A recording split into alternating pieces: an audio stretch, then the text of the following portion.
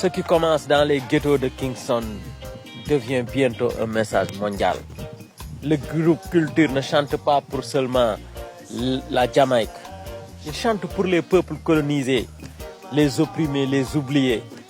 De Londres à Addis Abeba, de Paris à Dakar, leurs paroles traversent les frontières. Leur message touche l'Afrique au cœur. Ils parlent de la terre promise, de la terre mère, de la justice divine, de retour à l'identité.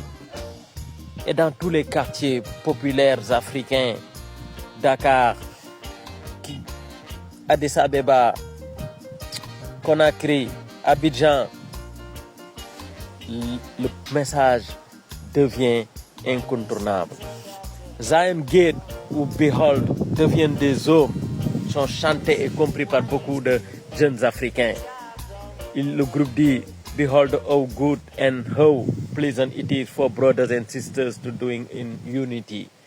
Voyez comme c'est beau, comme c'est joli, comme c'est agréable à voir et plaisant au cœur de voir les frères et les sœurs africains vivant unis, l'unité de la peau noire, l'unité de la diaspora noire, l'unité du peuple africain. C'est un message fort.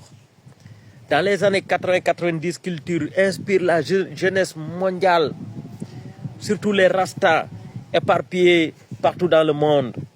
Le message du groupe Culture devient un hymne, devient des récitations, les musiciens roots africains pour les militants noirs d'Afrique et en Amérique. Leur musique est utilisée dans les meetings politiques, dans des rassemblements spirituels et des marches pour la paix. Joseph Hill, par sa voix, est perçu comme un griot moderne, un guide. Même après sa mort, son fils Kenyatta Hill prolonge la mission. Il reprend les morceaux, les transmet et les adapte. Ce qui s'est passé à la mort de Joseph Hill. En tournée, un jour, pendant le concert, il s'écroule et meurt après le concert. Et le groupe a hésité, continuer ou bien arrêter la mission. Le leader est mort et son fils se lève. Sans répétition, sans rien du tout, au prochain spectacle, son fils Kenyatta Hill prend le micro et chante sur scène tous les morceaux de son père, Joseph Hill. Et automatiquement, il remplace son père. Il reprend les mêmes morceaux de son père. C'est pour cela qu'il n'y a pas eu de tergiversation. Le message a continué. Aujourd'hui, le groupe Culture reste une école de pensée, un feu sacré dans l'histoire du reggae. Leur message n'a pas vieilli parce que la vérité ne prend jamais de ride, la vérité ne vieillit pas. La vérité reste toujours d'actualité. Le groupe Culture n'est pas juste de la musique reggae. C'est une parole sacrée portée par des chants des hommes bibliques Rastafari. Dans Zion Gate, Joseph Hill disait « Open the gate and let the children in ». Ouvrez la porte et laissez entrer les enfants. Dans le message Rastafari, quand on dit enfant, comme Bob Marley dans ses chansons Children, le children signifie à la fois les Rastas partout qu'ils sont sur terre. Ça signifie aussi les enfants noirs, le peuple Rastafari, la diaspora noire où qu'elle se trouve. Quand dans les chansons Rastafari, vous entendez le mot children. Oui. Il parle de retour vers Zion, le royaume spirituel, l'Afrique libre, loin de Babylone, loin des manigances de Babylone. Dans Behold, c'est une zone qui reprend.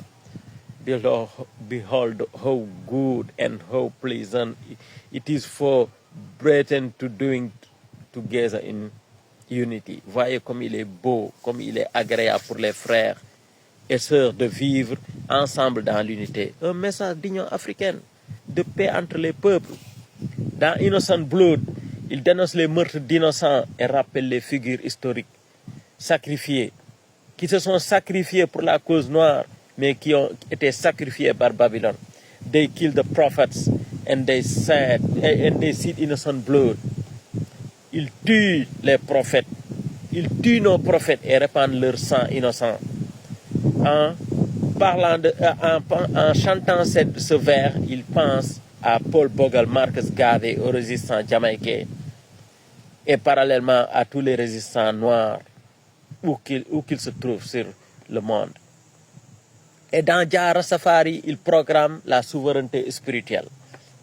We hail the conquering lion of Judah, the tribe of Judah.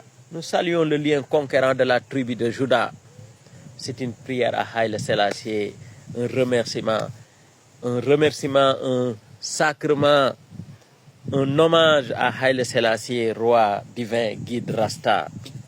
Les chansons du groupe Culture sont des prières militantes, des textes à traduire dans les écoles, dans les rues, dans les cabarets, dans les bars, dans les bistrots, dans les restaurants, dans les familles, dans les causeries, dans les thé-débats.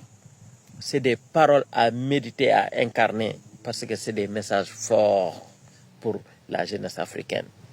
Le groupe Culture, c'est l'empreinte vivante du reggae roots, qui a traversé les continents, qui a traversé les fleuves et mers pour atterrir en Afrique, oui, et partout dans le monde. Le groupe Culture ne s'est jamais enfermé dans la Jamaïque.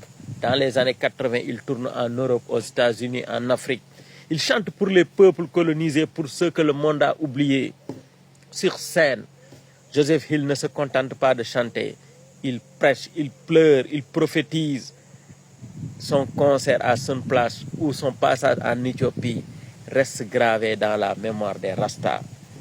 Il porte partout, il va sur scène, dans la rue, partout, il porte un ruban, un turban comme les prêtres d'antan. Il parle comme un roi biblique, comme un sage africain.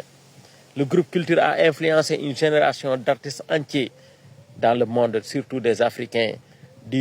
Même au Sénégal, on a eu des groupes qui sont nés pendant cette période faisant du reggae roots. En Côte d'Ivoire, en Éthiopie, au Zimbabwe, on retrouve la touche, la note du groupe Culture. Des groupes comme Baba Mal, des artistes comme Alpha Blondy, des artistes comme Alpha Blondy, Baba Mal, Tiken Jaffa Koli ont tous été marqués dans leurs interviews, ils l'ont dit. Ils ont été tous marqués par la musique du groupe Culture. Joseph Hill collaborait spirituellement avec des artistes Rasta africains. Lui-même, il disait « Africa is not a dream, it is the roots, the heartbeat ». L'Afrique n'est pas un rêve, ce n'est pas seulement un rêve, c'est la racine, c'est le battement du cœur, c'est la racine de l'humanité, le battement du cœur. Et même après sa mort, Kenyatta Hill continue à parcourir l'Afrique chantant les mêmes textes, les mêmes vérités. C'est le message de...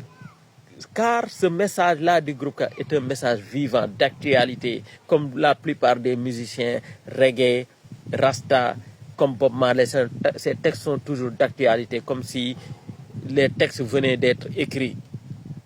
Et l'Afrique a accueilli comme un chant venu d'elle-même ces messages Rastafari. Et ça continue. Le groupe Culture mené par eux ne faisait pas seulement la musique pour divertir.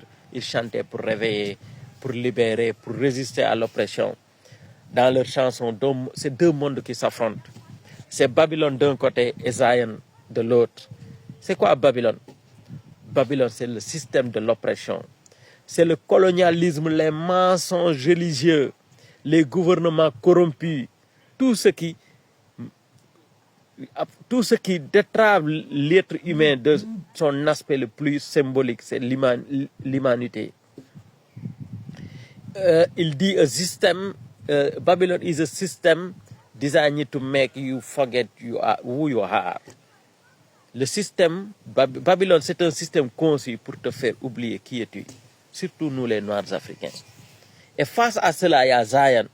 Zion, c'est l'idéal, c'est l'Afrique spirituelle, la paix intérieure, la justice divine, la culture originelle.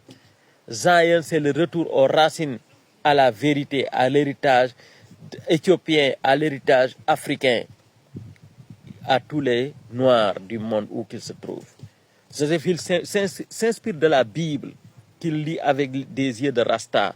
Il voit Haïle Selassie comme le lion de Juda, un descendant direct du roi Salomon et de la reine Shaba. Pour lui, Jah Rastafari n'est pas une idée. c'est un Dieu.